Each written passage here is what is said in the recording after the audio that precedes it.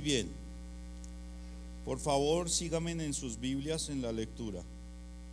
Dice la palabra: y Jesús se acercó y les habló diciendo: toda potestad me es dada en el cielo y en la tierra.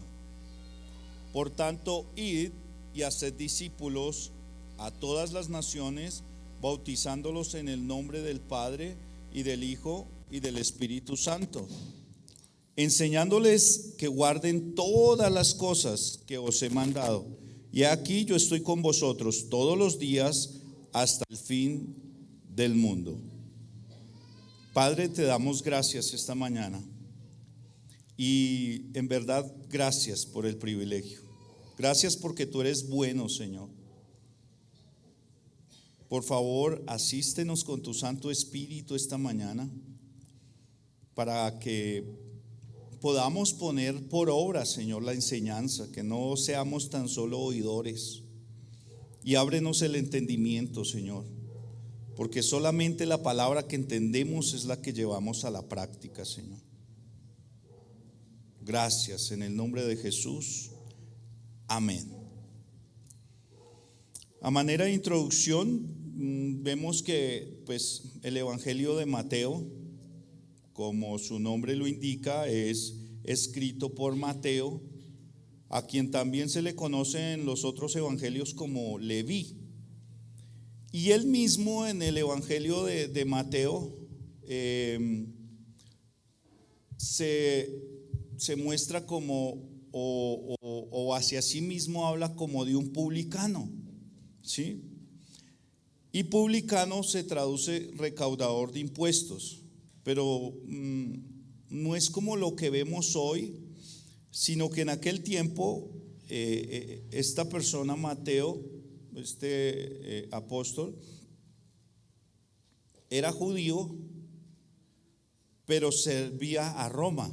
O sea, estaba bajo el servicio a Roma para tomar de su pueblo impuestos, incluso con usura. Y pues el pueblo no lo amaba mucho.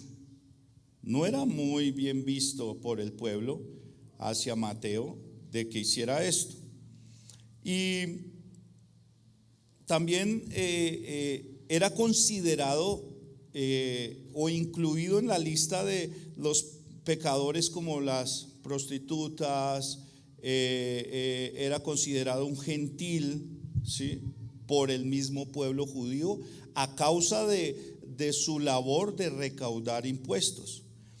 Vemos en Mateo, en el Evangelio de Mateo, que Mateo muestra a nuestro Señor Jesucristo como soberano rey y como Dios, soberano rey como Dios.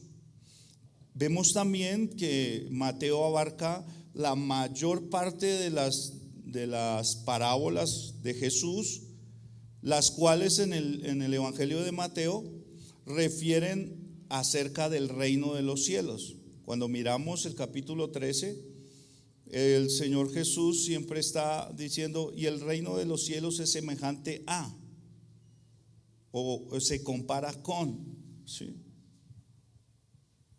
Esto es lo que encontramos. Mateo muere como mártir en Etiopía, siendo apuñalado por una espada, o con una espada más bien. Muere como mártir. Muy bien, vamos a desarrollar nuestra enseñanza en el versículo 19. Me quiero basar en el versículo 19 porque como el título de la enseñanza es discípulos de Cristo, no aptos para cobardes. ¿Alguien sabe quién encabeza la lista en Apocalipsis 21:8? Los cobardes, ¿cierto? Entonces, por eso el ser discípulos de Cristo no es apto para cobardes. ¿Y qué es un cobarde? Pues es una persona que abandona, es una persona que a causa de las circunstancias, porque pues no es de extrañar que a los creyentes en Cristo, o a los que nos denominamos cristianos o seguidores de Cristo, vamos a padecer persecución, hostilidad, incluso hasta de nuestra propia familia que no es creyente.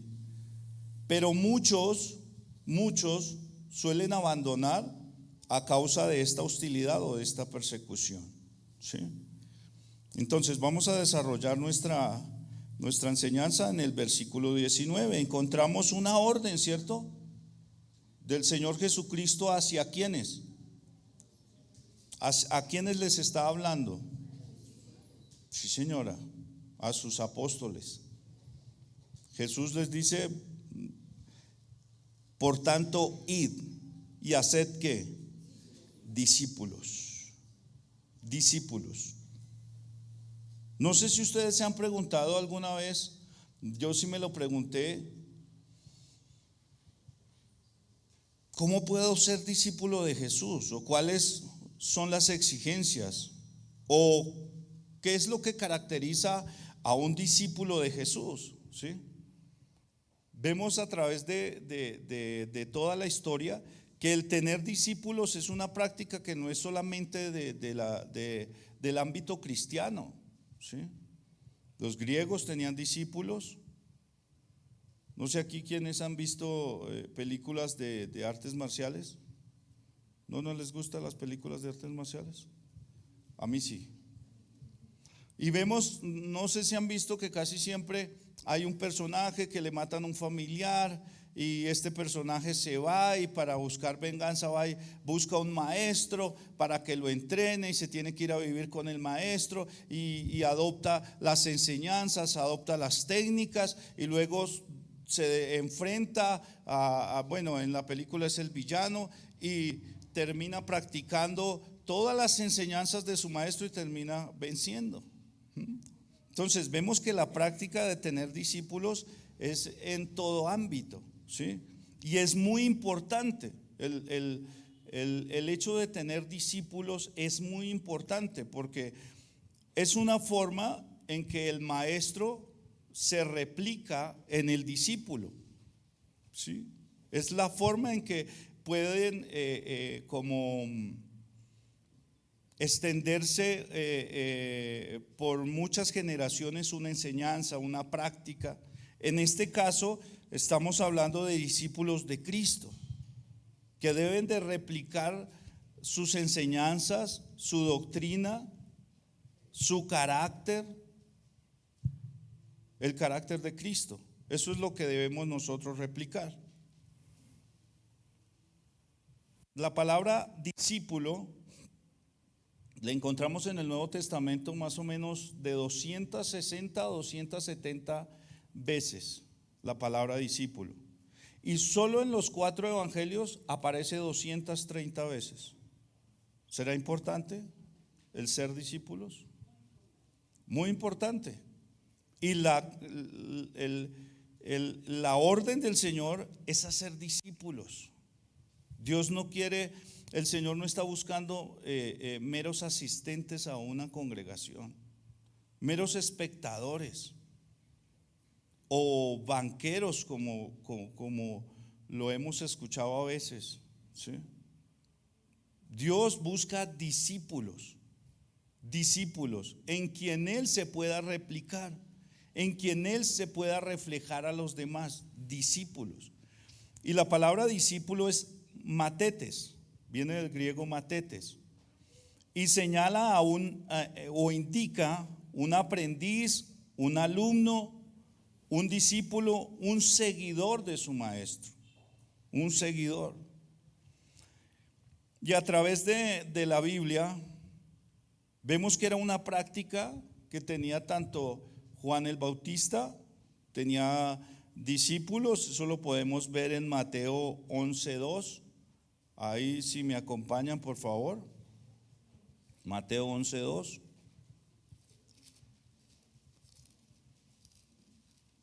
Muy bien. Ya estamos ahí.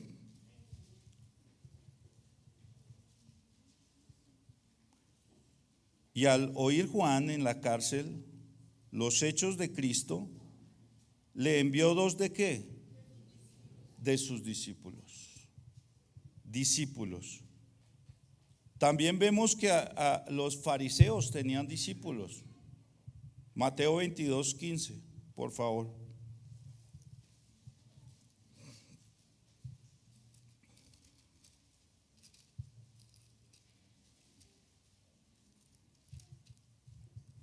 Bien. Entonces se fueron los fariseos y consultaron cómo sorprenderle en alguna palabra. Y le enviaron ¿a quiénes? A los discípulos los enviaron como espías los fariseos, para mirar a ver en qué podían acusar a Jesús. ¿Sí? Discípulos. También vemos que Jesús llamó discípulos, llamó a sus 12, pero aún hoy sigue llamando discípulos. Mateo 10:1.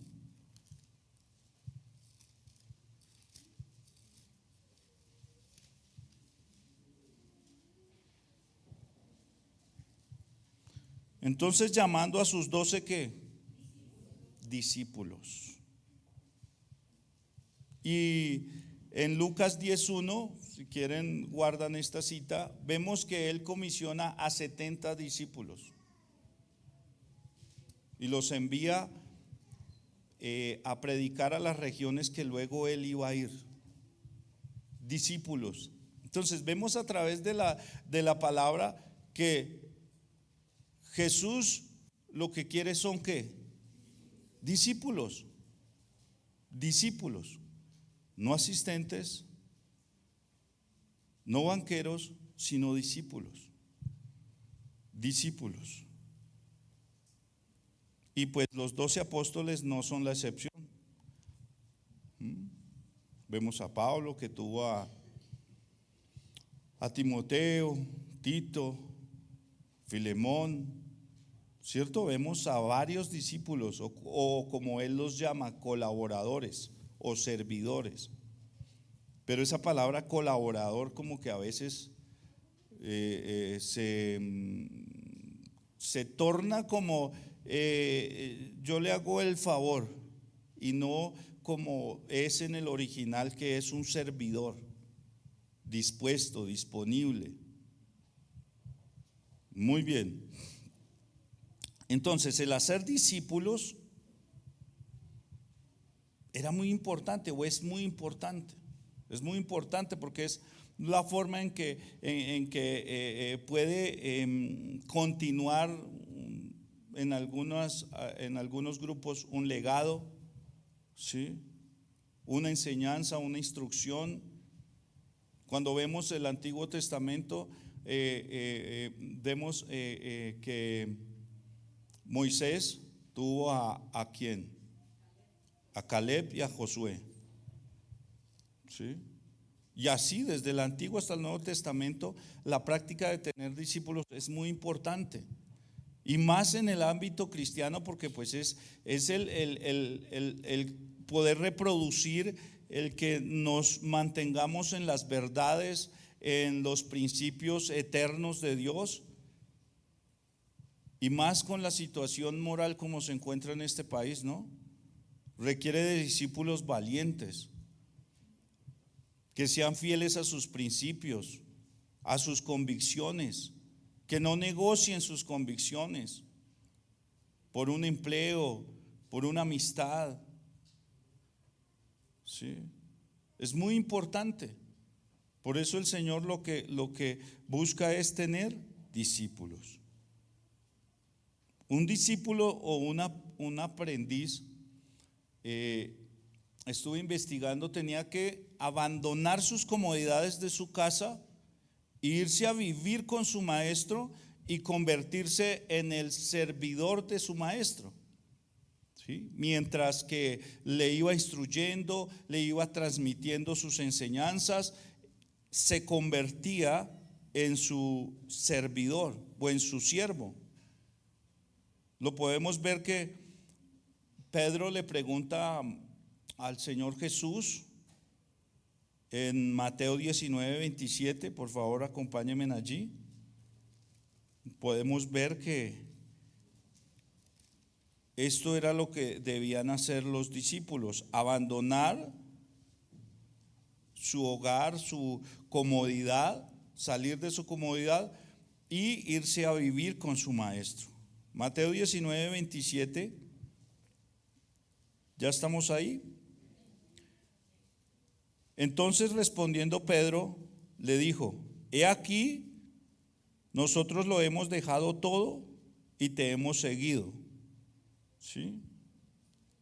Bueno, Pedro le dice: ¿qué pues tendremos? El Señor Jesús le dice que tendrán 100 veces más.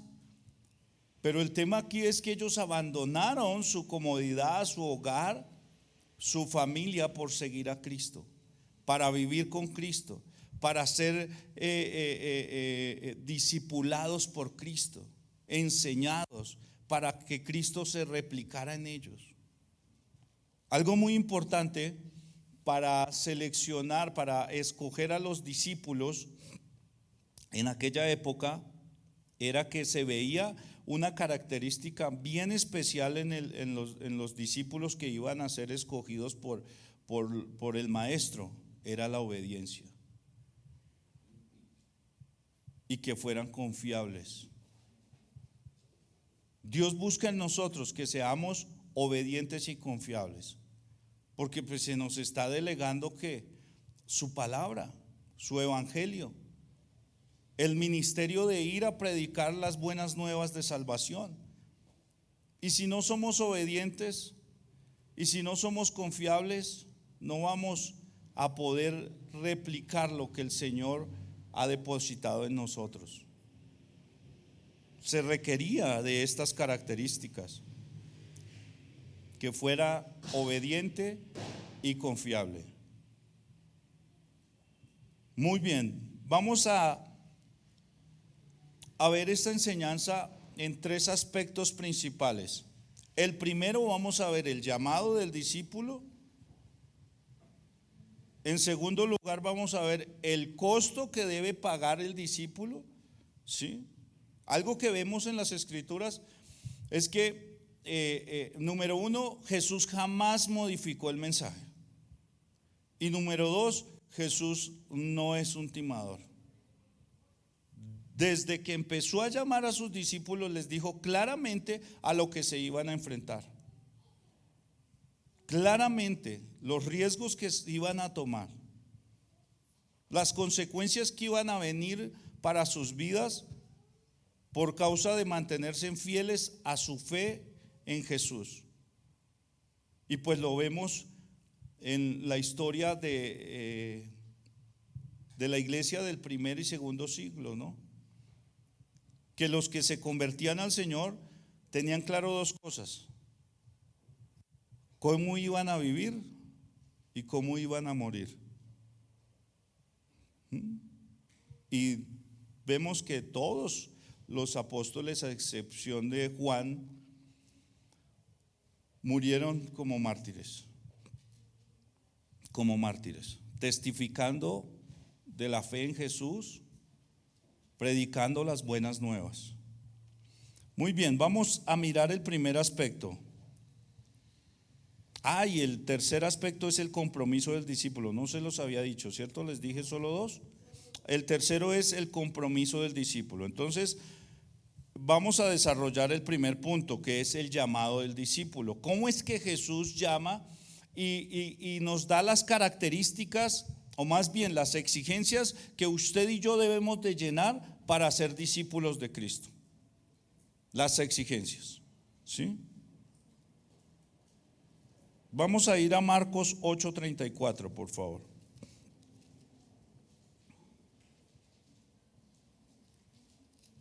Y ahí vamos a empezar a ver las características de cómo es que el Señor llama, y para llegar a ser discípulos de Él hay unas exigencias que debemos de llenar. Y llamando a la gente y a sus discípulos les dijo: si alguno quiere venir en pos de mí, ¿cuál es el primer aspecto? Niéguese a sí mismo. Luego dice el segundo: tome su cruz. Y el tercero es: sígame. Estas son las exigencias para ser discípulos de Cristo. Debemos negarnos a nosotros mismos, debemos de tomar nuestra cruz y seguirlo. ¿Sí? ¿Qué significa negarse a sí mismo? Señala repudiarse, renunciar a sí mismo y descartar todos los intereses y placeres personales. Personales. O sea, ya no vivimos para nosotros mismos, sino para Cristo. Como dice en la palabra en 2 Corintios 5, del versículo 13, 14 en adelante, que señala que Cristo murió por todos, entonces todos murieron para que los que vivimos ya no vivamos para sí mismos, sino para aquel que murió y resucitó por nosotros. O sea, esto es por Cristo. Ya no, ya cuando yo voy a tomar una decisión en mi vida, ya tengo que mirar si eso va conforme a la voluntad de Dios o no.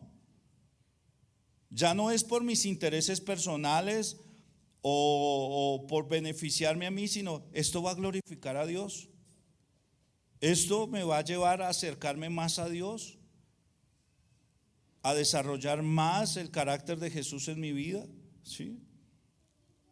O sea, descartar todos los intereses y placeres personales para hacer la voluntad de Dios. Como dice Pablo, ya no vivo yo, mas Cristo vive en mí. ¿Sí? Es negarse a sí mismo. Tomar su cruz. ¿Qué significa tomar la cruz? Esto es una práctica romana, ¿sí? Del Imperio Romano.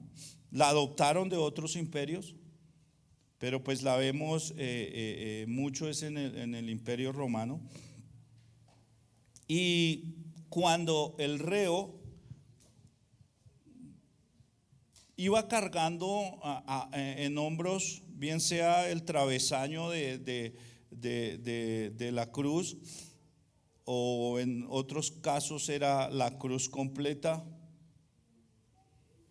el reo sabía que se conducía a la muerte, ¿cierto? A la muerte, que no había retorno, que él de allí no iba a retornar, que iba era a la muerte, ¿sí? Y mientras se dirigía a la crucifixión, se enfrentaba a vituperios, se enfrentaba a vergüenza, ¿sí? Era expuesto públicamente para que todo el pueblo lo viera. Y entonces lo que señala para nosotros es morir a nuestro yo. Morir a ese yo que quiere siempre resaltar por encima de la voluntad de Dios. ¿Y cómo morimos a nuestro yo? Crucificándolo todos los días, yendo de rodillas todos los días, porque pues para nadie es negable que nos levantamos todos los días, no con el deseo de pronto discutir con la esposa, o en el caso de las mujeres con el esposo, pero termina uno discutiendo. ¿Y sabe por qué se discute? Porque el yo quiere tener la razón. Por eso se discute. Analice usted, verá que las discusiones es porque yo tengo la razón. Y ahí empiezan las discusiones. Hay que crucificar ese yo. Hay que matar ese yo. Porque no sirve para ser discípulos de Jesús. No sirve. También la cruz representa enfrentar sufrimientos, enfrentar pruebas, castigos, exponerse al vituperio, a la vergüenza, y si Dios así lo quiere, enfrentarse a la muerte física. Nos quedamos sin sonido. Enfrentarse a la muerte física. Está bien. Enfrentarse a la muerte física, si así Dios lo quiere. eso representa la cruz. Y por eso Jesús en este pasaje, cuando leemos el versículo 24, señala las exigencias. Llamando a la gente y a sus discípulos les dijo: si alguno quiere venir en pos de mí, estos son los requisitos. Niéguese a sí mismo, tome su cruz. Por eso les digo que Jesús no fue un timador. Lo que pasa es que, lógico, esto en algunos lugares no lo predican así. Predican es: ponle nombre a tu milagro. Sí. Yo ato y desato, pero por ahí los cordones de los zapatos. Y estas son las prácticas que desgraciadamente se han infiltrado a la iglesia, y por esto pues han hecho que el costo del discípulo sea, o sea, no predican un costo. Pero realmente cuando vemos los apóstoles, los discípulos de los apóstoles, los que llamamos los padres de la iglesia, todos pagaron un precio por mantenerse fieles en la fe en Jesús. Hoy estamos viendo hermanos que están siendo asesinados por su fe en Cristo, ¿o no? ¿Se han visto las noticias? Tremendo. Lugares donde se reúnen destruidos, perseguidos como criminales. Esto, como les digo, por causa de las falsas doctrinas y falsas enseñanzas, no lo enseñan en muchos lugares y piensan que el cristianismo es un paseo. Pero realmente hay que pagar un costo, negarnos a nosotros mismos, tomar nuestra cruz. Yo recuerdo cuando conocí a mi esposa y ella le contó a los papás, o los papás se enteraron que se había convertido al cristianismo. Mi suegra se enfermó, la veía como una traidora.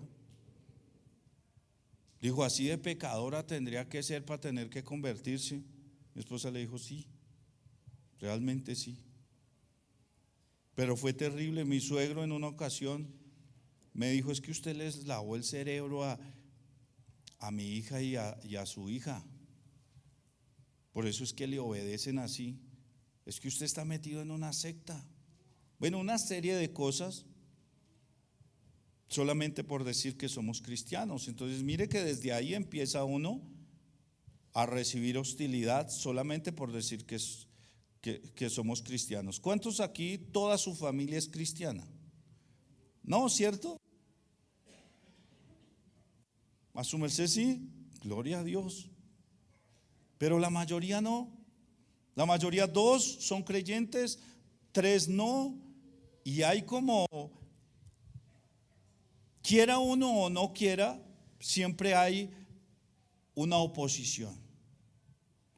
Una oposición. Y siempre hay en uno esa presión. Bueno, yo soy cristiano, pero me invitaron a este matrimonio y lo van a practicar y lo van a realizar es por la religión tradicional. Y entonces, ¿qué hago? ¿Entro o no dentro? ¿Voy o no voy? Y hay como esa disyuntiva en nosotros. Porque, quiera o no, la fe en Jesús divide. Divide. Y desde ahí empezamos nosotros a ver el costo que debemos nosotros empezar a pagar. Muy bien, el otro aspecto que vemos acá es seguir a Jesús. Sígame, tomen su cruz y sígame. Y esto señala seguir hasta el final. O sea, cuando el Señor dice sígame, tomen su cruz y sígame, Él está señalando que es una perseverancia, que es una constancia que debe reflejar el discípulo para poder seguirlo hasta el final. Pues Apocalipsis dice que, el libro del Apocalipsis nos dice que el que persevere hasta el fin será salvo, indicándonos que el que es salvo lo refleja permaneciendo, perseverando y manteniéndose en su fe, inamovible. Eso es lo que está señalando cuando el Señor dice sígame. También señala seguir consecutivamente, ser o llegar a ser discípulo, acompañar a un líder, obedecer.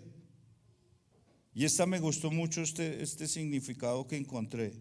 Seguir con la intención de practicar. Porque de nada sirve seguir a alguien si no practicamos. De nada sirve seguir a Jesús si no practicamos lo que Jesús nos dice a través de las prédicas, del estudio, de las enseñanzas. Nuestra vida no va a tener un cambio notable para nada. Entonces el discípulo, cuando el Señor dice, y sígame, está señalando el Señor Jesús que debemos de seguirlo con la intención de practicar lo que se nos está enseñando. De seguirlo con la intención de practicar lo que se nos está enseñando. Muy bien, en segundo lugar vamos a ver lo que es el costo del discípulo, o el costo que debe pagar el discípulo. Para esto vamos a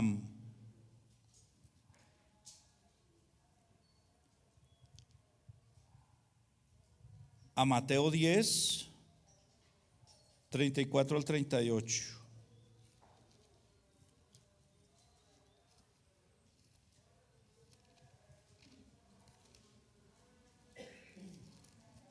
Muy bien.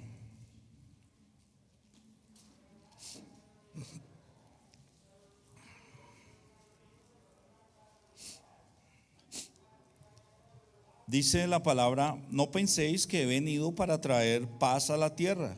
No he venido para traer paz, sino espada. Porque he venido para poner en disensión al hombre contra su padre, a la hija contra la madre y a la nuera contra su suegra. Y los enemigos del hombre serán los de su casa. El que ama a padre o a madre más que a mí, no es digno de mí. El que ama a hijo o hija más que a mí, no es digno de mí. Y vuelve y replica, y el que no toma su cruz y sigue en pos de mí, no es digno de mí. El costo que paga el discípulo, o el costo que tenemos que pagar, dice en Lucas, dice aborrecer. Cuando habla de padre, madre, dice que debemos de aborrecerlo. Si quiere leámoslo, por favor. Porque aquí dice que el que ama, leamos Lucas 12:51, por favor. Lucas 12:51, sí. Marcos.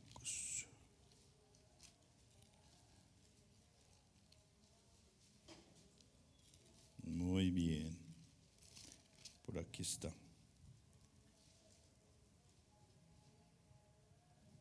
¿Pensáis que he venido para traer paz en la tierra? Os digo, no, sino disensión. Porque de aquí en adelante 5 en una familia estarán divididos, 3 contra 2 y 2 contra 3. Lo que les estaba hablando hace un rato. No todos en una familia son creyentes. Algunos tienen ese privilegio, qué bueno.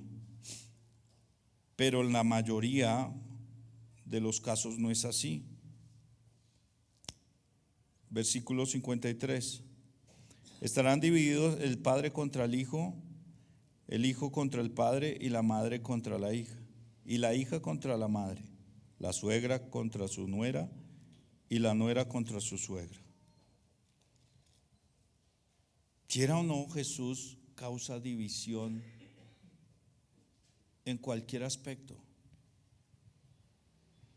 en cualquier círculo social. Usted mira, en el trabajo, usted dice, yo soy cristiano, y usted empieza como a decir, venga, es que no me gustan como esas palabras de doble sentido. Lo invitan, no sé, es que vamos a tomar, porque pues esas es las prácticas en muchos trabajos los viernes. ¿Qué vamos a hacer hoy? ¿O no? Cuando usted, no, mire, yo soy cristiano, tan aburrido, esto, y empiezan a aislarlo. Empieza usted a dividirse de ellos. En el colegio, los jóvenes los aceptan en todos los grupos, en todos los círculos de amigos a los jóvenes. ¿Cuántos jóvenes tenemos acá? Varios. ¿Cómo les va en el colegio cuando dicen que son cristianos?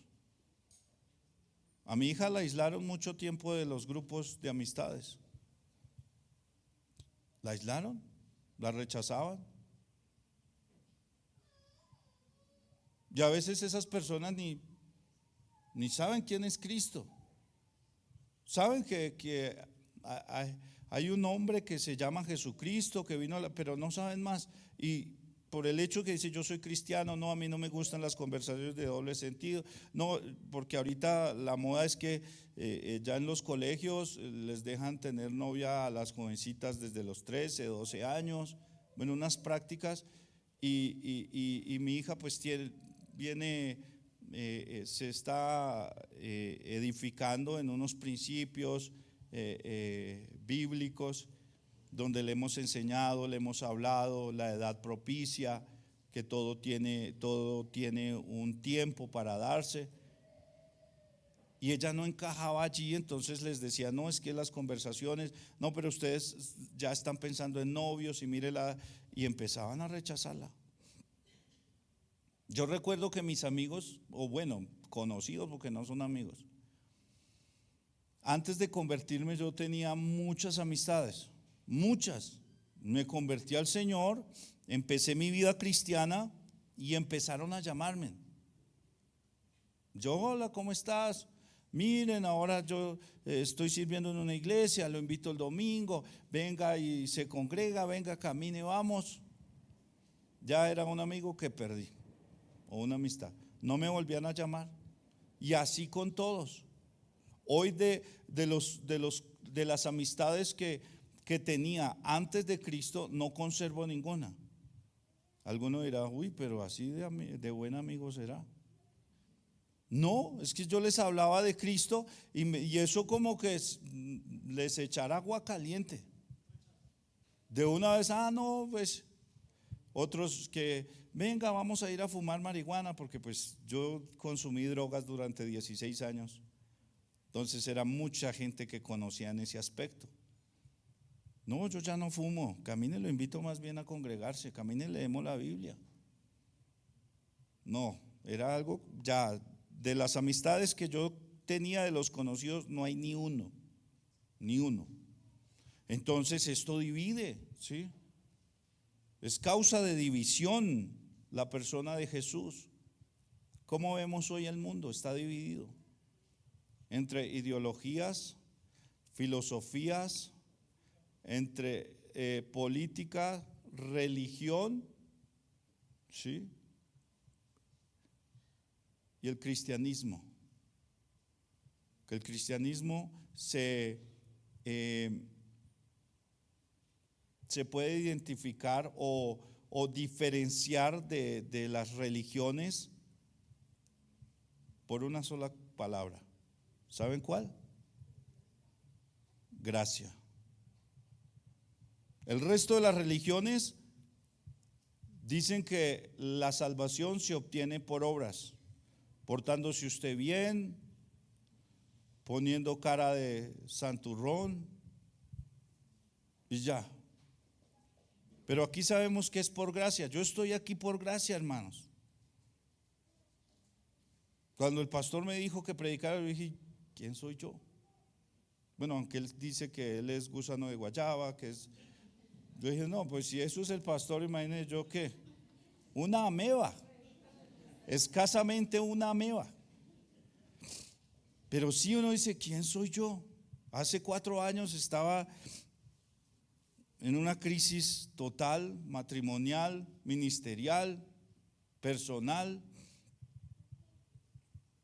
Y hoy, 4 años después, aquí por pura gracia, predicando en este lugar. Dios es bueno, ¿no? ¿Cómo se responde? ¿Dios es bueno?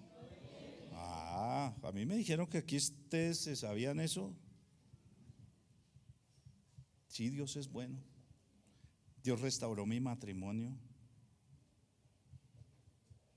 Dios me dio el privilegio de seguir sirviéndole. Gracias al Señor le sirvo con mi familia, mi esposa, mi hija y yo le servimos al Señor. Y gracias a Él y a que colocó 2 instrumentos valiosos en sus manos, el pastor Mauro, la pastora Diana. Definitivamente Dios es bueno, coloca a las personas en el momento preciso, en el tiempo preciso. Nos colocó el instituto para estudiar. ¿Cuántos están estudiando en el instituto? Aquí la mayoría están estudiando, ¿cierto? Los básicos, algunos vieron hoy nuevo nacimiento, ¿cierto? Algunos están en escatología, otros en el ITI. ¿Y cuánto no nos ha beneficiado estudiar o no? Porque antes uno venía siguiendo, uno era religioso, o bueno, ustedes no, yo sí. Yo era religioso. Yo creía que por ir el domingo a la iglesia ya me iba a ir bien. ¿O no? ¿A cuántos les pasaba lo mismo? Pero Dios es bueno, que nos ha sacado de la ignorancia, del analfabetismo bíblico. Mire que cuando se es discípulo, uno tiende a practicar o a adoptar dichos, la forma de predicar. Sí, no sé si lo notan. Se nota, yo veía ahorita aquí al hermano Luis Fernando y veía que utilizaba palabras que las he escuchado del pastor Mauro. Y ustedes de pronto van a notar que escuchan palabras mías que las han escuchado del pastor Mauro, porque es que eso es lo que es ser discípulo. El maestro se replica en el discípulo. Y eso es lo que Jesús quiere hacer con nosotros. Por eso cuando empezamos a estudiar, empezamos a pensar bíblicamente, a tener una mente bíblica, a hablar bíblicamente y a vivir bíblicamente. Ya nuestra vida la ajustamos a la palabra de Dios.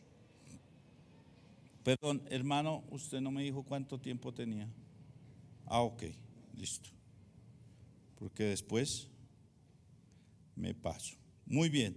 Entonces, parte del costo de que tiene que pagar el discípulo es entender de que usted no va a estar de acuerdo con todos en su familia.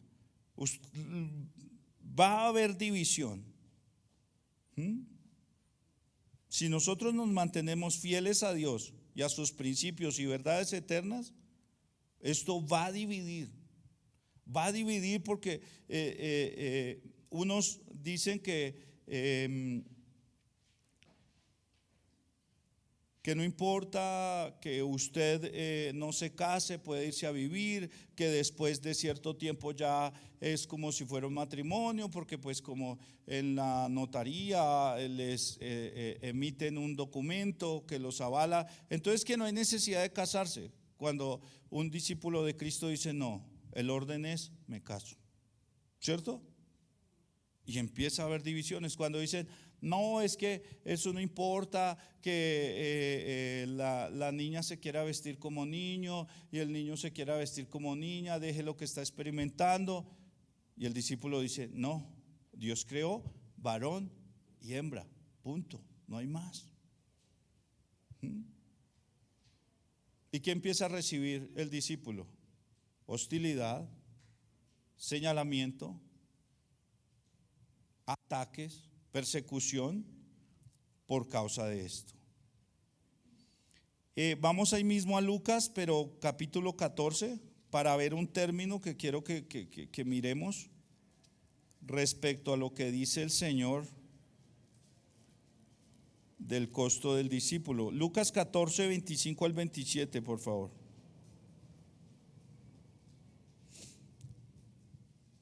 Grandes multitudes iban con él. ¿Sí es ahí? Sí. Grandes multitudes iban con él, y volviéndose les dijo: si alguno viene a mí y no ¿qué? No aborrece ¿a quién? A su padre y madre, y a su mujer e hijos y hermanos y hermanas, y aún también su propia vida, no puede ser ¿qué? Y el que no lleva su cruz y viene en pos de mí, no puede ser ¿qué? Aquí se utiliza una palabra que es aborrecer, ¿sí? Y cualquier persona que lea esto por encima, sin profundizarlo, sin ver el contexto y sin ir a la palabra original como fue escrita, va a decir: venga, se está contradiciendo. Porque Jesús dice, el primer mandamiento es que ame a su padre y a su madre, que ame a su prójimo como a sí mismo, y aquí dice que lo aborrezca. Venga, que por eso dicen que la Biblia se contradice, pero es porque no se estudia de la manera adecuada. La palabra aborrecer, aquí en este contexto, viene del griego miseo y señala literalmente amar menos. No significa odiar a los padres, no significa odiar a los hijos, no significa odiar a la esposa, no significa que tengamos que odiar a nuestros familiares. No, significa que nuestro amor primario debe estar es hacia Dios, que la relación que debe prevalecer por encima de las otras es mi relación con Dios, que por encima de Dios no puede haber nada ni nadie en mi vida. Porque o si no, ¿qué dice el Señor? No puede ser mi discípulo. Y suele pasar, hermanos. A veces colocamos a los hijos por encima de Dios, a los padres por encima de Dios. Pasa algo a veces en los matrimonios. ¿Y qué es colocar a un hijo o a los padres o a los hermanos por encima de Dios? Cuando la palabra de Dios nos dicta un orden para el matrimonio, para la educación de los hijos, para relacionarnos con los demás, y no obedecemos y hacemos es lo que a nosotros nos parezca. Ejemplo, sabemos que cuando el Señor instituyó el matrimonio desde Génesis, Él dijo: por tanto, dejará el hombre a su padre y a su madre, se unirá a su mujer y los dos serán una sola carne. ¿Qué está indicando el Señor? Que ya la prioridad para el esposo y la esposa va a ser ese hogar, ¿sí? Pero algunos colocan a los padres por encima de su hogar. Yo no estoy diciendo que no honre a sus padres, ojo, porque después dicen: ay, el pastor que invitaron, imagínense que dijo esto. No, pero la prioridad es ese hogar. La prioridad para el hombre es sustentar, cuidar ese hogar primero. O sea, quiere decir que los padres pasan a un segundo plano. No es que pierdan importancia, no, es que ahora tiene una responsabilidad que no tenía antes. Antes estaba con sus padres, vivía con ellos, o de pronto ya se había ido de la casa, pero tenía en primer lugar la honra a los padres. Ahorita no es que no sea importante honrarlos, no, sino que la prioridad es ese hogar, esa familia, esos hijos. Primero es ese hogar y luego sí sus padres. Y cuando no obedecemos, ¿sí?, pues señala que estamos amando más a los padres que a Dios, porque no le obedecemos a Dios. Es un ejemplo. Entonces no somos dignos de ser discípulos de Jesús si hacemos esto. No significa que no los amemos, ¿sí? Yo quiero hacerme entender acerca de esto, porque es amarlos menos. Debo amar a Dios sobre todas las cosas. Mi relación con Dios, el mantenerme fiel a Dios, a sus principios, a sus verdades, debe estar por encima de cualquier otra relación. Eso es lo que señala aborrecer, amar menos.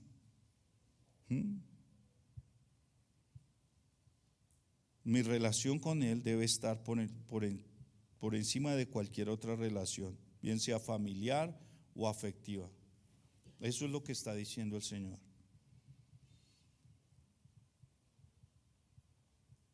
Y en tercer lugar, vemos el compromiso del discípulo. El compromiso del discípulo. Juan 8:31, por favor. Juan 8:31.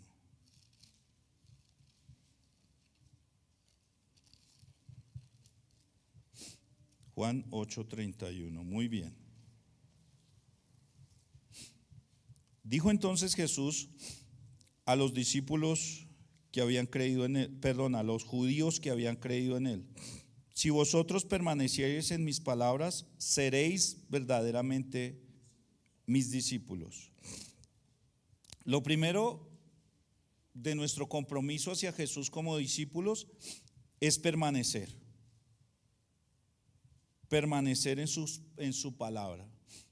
Por eso les preguntaba ahorita que cuántos estudian, porque permanecer en su palabra es estudiarla, es practicarla de una manera constante, continua, sistemática, ¿sí? ¿Y esto para cuándo? Para toda la vida. Así permanecemos. No hay otra forma de nosotros permanecer fieles al Señor sino por medio del estudio de la palabra. No hay otra forma. Y cuando usted mira estos mismos judíos a los que Jesús les está diciendo esto: venga, si ustedes permanecen en mis palabras, van a mostrar que verdaderamente son mis discípulos. Más adelante terminan mostrando que no son discípulos, porque terminan oponiéndose o mostrando oposición hacia Jesús. Entonces, el discípulo, su compromiso es de permanecer. ¿Permanecer qué? Fiel en su fe a Jesús. Porque no todos permanecen fieles en la fe hacia Jesús. Un ejemplo: Judas. Judas se apartó de su fidelidad. Bueno, algunos teólogos y estudiosos eruditos de la palabra dicen que nunca fue cristiano, o sea que no nació de nuevo. Pero vemos otros ejemplos de discípulos, personas que decían que eran discípulas y se apartaron de Jesús por lo duro que les parecían los mensajes que Jesús les daba. Veamos Juan 6, por favor. Devolvámonos unas páginas ahí en su Biblia. Juan 6, y observemos el versículo 66 al 68. Vamos al 60 para mirar como un poco el contexto. Al oírlas, muchos de sus discípulos, ¿qué? Dura es esta palabra. ¿Quién la puede oír? Para que tengamos como un contexto, Jesús está hablando, empieza diciéndoles: miren, ustedes me siguen porque les di de comer y se saciaron. Y les dice Jesús: perseveren por la verdadera comida, y se refiere a Él, ¿sí? Como el pan vivo que descendió del cielo. Y les dice que deben de comer de Él, que si no comen de Él no van a tener vida, y que las palabras que Él les ha hablado son espíritu y son vida. Y respecto a esto, les pareció duro. ¿A quiénes? Es que a quiénes está ahí diciendo: al oírlas, O sea, al oír estas palabras, muchos de quienes dijeron, dura es esta palabra, ¿quién la puede oír? Y mire cómo le responde Jesús. Jesús no modificó el mensaje. Jesús no suavizó el mensaje para tener más discípulos. Jesús mantuvo el mensaje claro desde el principio. Sabiendo Jesús en sí mismo que sus discípulos ¿qué? Murmuraban de esto, les dijo, ¿esto os ofende? Para muchos las exigencias para ser discípulos es ofensiva. Venga, ¿cómo así que yo debo amar menos a mi padre, a mi madre, a mi esposa? ¿Eso es ofensivo o no? Sobre todo si usted es la primera vez que viene a congregarse, dice, uy, ¿yo dónde me metí? Sí, a propósito, a las personas que nos visiten por primera vez, bienvenidos.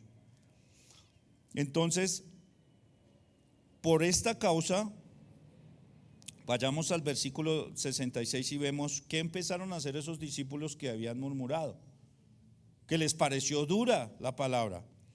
Desde entonces, muchos de sus discípulos, versículo 66, volvieron atrás y ya no andaban con él. Y miren Jesús, cómo les suavizó la palabra a los 12. Dijo entonces Jesús a los 12, ¿queréis acaso iros también vosotros? ¿Ustedes se quieren ir? Le dijo el Señor a los 12, ¿ustedes también se quieren ir? No suavizó el mensaje, es que sí, Jesús murió en la cruz por amor a nosotros, ocupó nuestro lugar, pagó el precio por nuestros pecados, pero es que Jesús no modificó el mensaje. Él tuvo unas exigencias claras para los que iban a ser discípulos. El costo que tendrían que pagar y el compromiso. El compromiso era de permanecer en su palabra, o sea, permanecer fieles a Jesús, fieles a la fe en Él. Me parece impresionante. Jesús les dice, ¿ustedes también se quieren ir? Les dice, literalmente. Y la respuesta de Simón, de Pedro, le respondió Simón Pedro, Señor, ¿a quién iremos? Tú tienes palabras de vida eterna. La única forma de nosotros mantenernos fieles a Jesús es a través de sus palabras, es a través del estudio de su palabra, porque son palabras de vida eterna para nosotros. No hay otra forma, hermanos, no hay otra forma. Aquí encontramos una condicional, o un condicional en esta palabra, en Juan 8:31. Dice, si ustedes, si lo vieron ahí, por favor, vemos en Juan 8:31, dice, si ustedes, ¿y esto qué indica? Indica que es algo que está por verse. O sea, ellos no eran discípulos, sino que a través de la permanencia en su palabra, a través de la permanencia fieles a Jesús, iban a manifestar que eran verdaderos discípulos. El hecho que usted y yo llevemos tal vez 1 año, 2 años, 6 meses, eso no indica que seamos aún discípulos. Es la perseverancia de nosotros en su palabra, en el estudio, en la práctica, y esto hasta que Cristo venga por nosotros o nos llame a su presencia, lo primero que ocurra, hasta ese punto, hasta cuando estemos allá arriba vamos a decir, oiga, si era discípulo, porque permanecía hasta el fin. ¿Sí? Hoy permanecí, listo, pero mañana es otro día en el que tengo que esforzarme por permanecer en su palabra. Y así cada día, hasta que llegue o Cristo por su iglesia o nos llame a su presencia. O sea, Jesús les está diciendo, si ustedes permanecen, o sea, está por verse si ustedes verdaderamente son discípulos o no, son verdaderos discípulos o no. Es algo que está por verse, si van a permanecer fieles al Señor. Es algo que está por verse. Muy bien. Algunas características del discípulo. Una de ellas es que es aportante al discípulo. Un discípulo es miembro vivo y activo del cuerpo de Cristo, ¿cierto? ¿Por qué? Porque tiene el Espíritu Santo, tiene en común la fe en Jesús y el Espíritu Santo. Como tiene el Espíritu Santo, tiene dones, o por lo menos un don espiritual tiene, como mínimo. Entonces es aportante en la iglesia o en el cuerpo de Cristo, en su crecimiento. ¿Desde qué? Desde sus dones, desde su tiempo. Un discípulo debe estar dispuesto, disponible para servir al Señor. Aportar también desde sus recursos. Desde sus recursos. Yo sé que gracias al Señor estamos en una iglesia de sana doctrina, y estamos, digo, porque pues yo estoy siendo instruido, pastoreado por los pastores de esta iglesia, de esta congregación, y sé que eso es de sana doctrina, y aquí no los enredan para sacarles plata. Pero si algo es cierto, como decía el hermano Luis Fernando, es que la iglesia requiere de recursos. Las luces, la pintura, el piso, el sonido, el internet, todo requiere de recursos, ¿sí? Y Dios ha diseñado que esos recursos vengan de los discípulos. Y no es que usted tenga que estar aquí, como les digo, que los estén manipulando para dar, porque no sucede esto aquí, sino lo mínimo, su diezmo, su donativo, su ofrenda, ya. Con eso permite que la palabra siga corriendo. Ahorita creo que van para un lugar más grande, si Dios quiere. Qué bendición. El discípulo debe aportar desde sus dones, su tiempo. Miren, hay personas en la congregación en la cual sirvo, ha pasado de todo.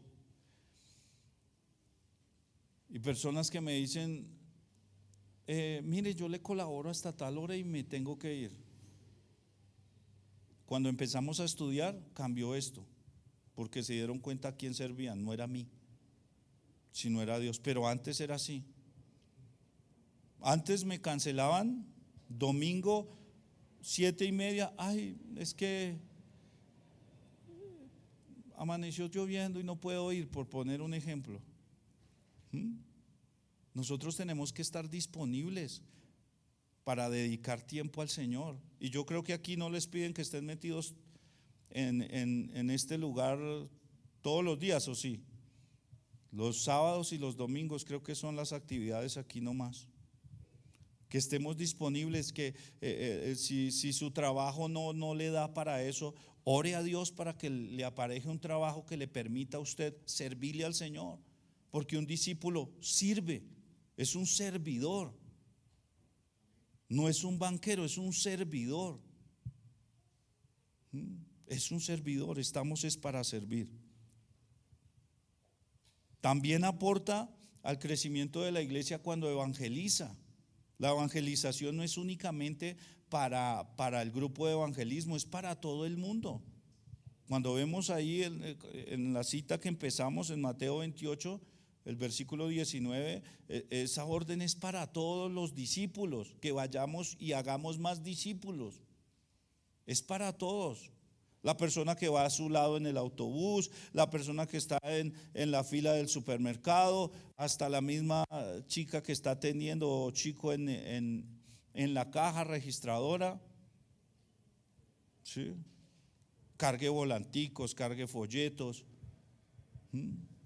Y empiece a vencer esos temores, esos miedos, y a evangelizar. Aporte trayendo un nuevo el domingo, no llegue solo. No llegue solo, porque de esa manera también aportamos como discípulos. Muy bien. Una característica también del discípulo es que la meta o su propósito es llegar a ser como su maestro. Mateo 10:25.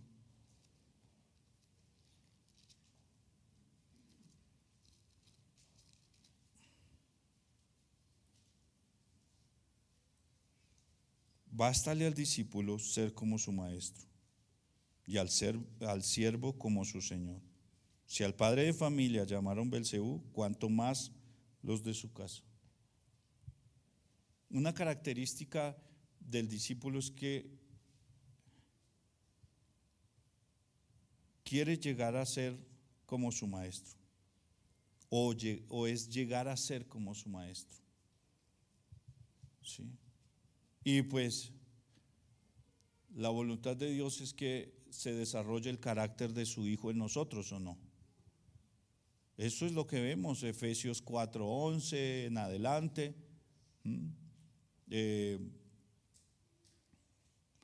Romanos 8:28, como que lo central es que Dios quiere hacernos a la imagen de su Hijo.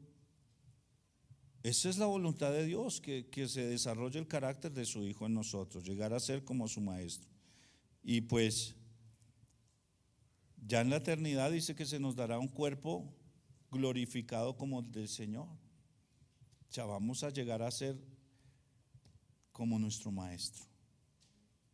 No vamos a llegar a ser nuestro maestro, vamos a llegar a ser como nuestro maestro. Muy bien, un discípulo, lo que caracteriza a un discípulo, las características de un discípulo es que es obediente.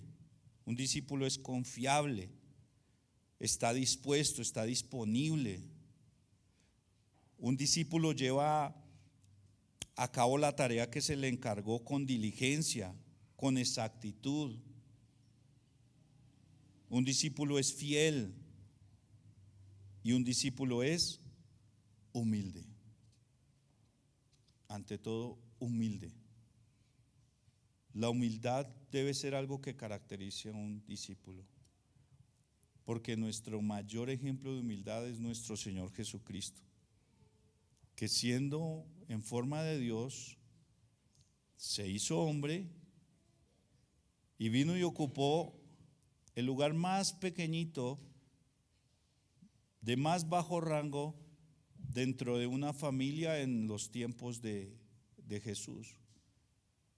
Un siervo, un esclavo, y le lavó los pies a sus discípulos. Y nos dio ejemplo para que nosotros siguiéramos su ejemplo. Por eso es que el propósito del discípulo o su meta es llegar a ser como su maestro. Y una característica del discípulo, o algo de lo que más caracteriza al discípulo, es el amor hacia sus hermanos. Leamos Juan 13:35, ya con esto vamos finalizando. 13:35.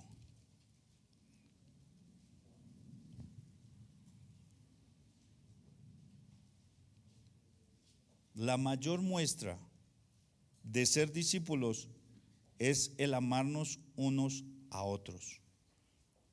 Juan 13:35. En esto conocerán todos que sois ¿qué? Si tuvieres amor los unos por los otros.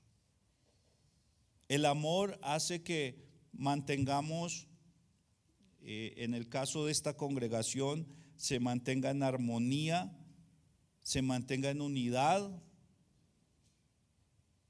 y eso refleja que somos discípulos de Cristo. Usted y yo tenemos que ser esos eslabones que aporten en la unidad y la armonía de esta congregación, de la iglesia. Yo tengo que ser precursor de unidad en la iglesia, no de división. De nosotros como discípulos no puede surgir la división, la murmuración, la crítica. Tiene que surgir es el amor para mantener unida la congregación. Ustedes no se imaginan el gozo que trae esto a uno como pastor, que los discípulos sean esos aportantes en la unidad de la iglesia. Es muy importante. Y esta es una de las muestras más grandes de ser discípulos. Es el amarnos los unos a los otros. Amén. Muy bien, hermanos. Esto era lo que el Señor tenía para nosotros esta mañana. 3 conclusiones. La primera, todos estamos llamados a ser discípulos. Si ustedes vieron en las citas, el Señor les hablaba a sus discípulos y a la multitud. Y la decisión la tomas tú, la tomo yo, de querer o no ser discípulo de Cristo. Conocemos el costo, conocemos las exigencias. Jesús no es un timador, desde el principio dijo cuáles eran las exigencias. El costo que debía de pagar un discípulo y su compromiso. La decisión está en cada uno de nosotros, de negarse a sí mismo, de tomar su cruz todos los días y de seguir a Jesús. La segunda conclusión, debo ser consciente que el Señor en su palabra dejó plasmadas las consecuencias de seguirle, ya que Él no es un timador. Y tercero, como discípulos de Jesús, mis compromisos son mantenerme perseverando en su palabra, aportando al crecimiento de su cuerpo, que es la iglesia, hermanos. Amén. Vamos a orar. Padre, te damos gracias, bendito Rey, soberano, eterno. En verdad, gracias, Dios. Gracias porque aunque no merecemos tu amor, nos amaste de tal manera, Señor, que diste a tu Hijo en esa cruz. Todo para que nos convirtamos en tus discípulos. Señor, ayúdanos a ser fieles a ti, a tu palabra, a tus principios, a tus verdades eternas, Señor.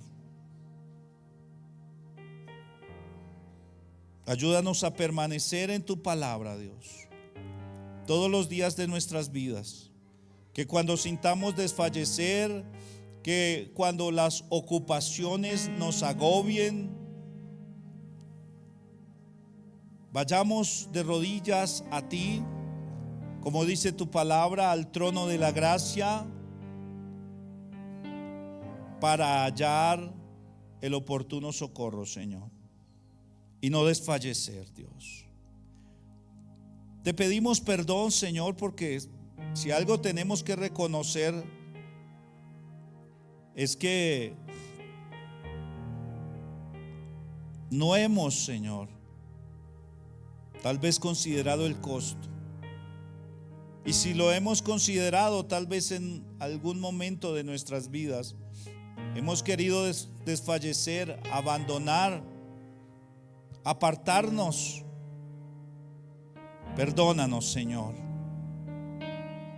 Ayúdanos a amarte a ti sobre todas las cosas, más que a nuestros padres, que a nuestros hijos, que a nuestra esposa. Esto no indica que no los amemos, indica que tú eres el que debes ocupar el primer lugar en nuestros corazones, Señor, en nuestro corazón. Ayúdanos a entender, Señor, que nuestra fe en ti causa división,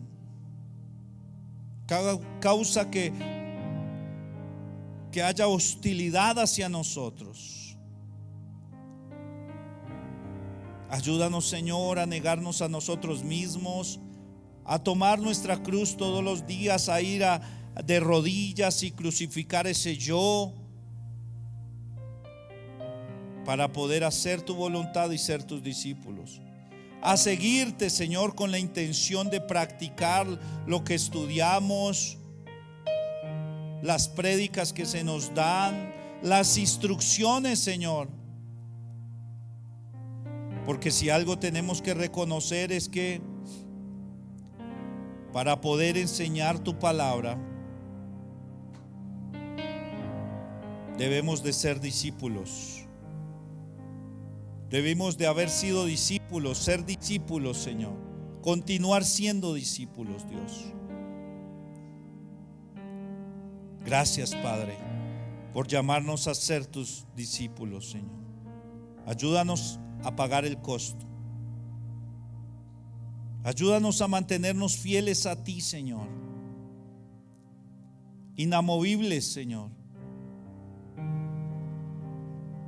A permanecer hasta el fin, a demostrar con nuestra perseverancia, con nuestra constancia, que verdaderamente somos tus discípulos.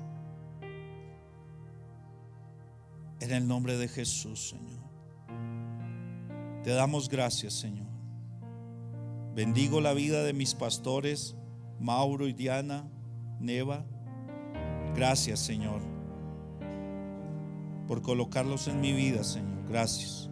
Gracias por esta preciosa congregación y por la preciosa congregación a la cual sirvo, Señor. Gracias, Señor, por llamarnos a ser tus discípulos y a ser discípulos para ti, Señor. Toda la gloria y la honra es para ti. En el nombre poderoso de Jesús. Amén. Dios los bendiga.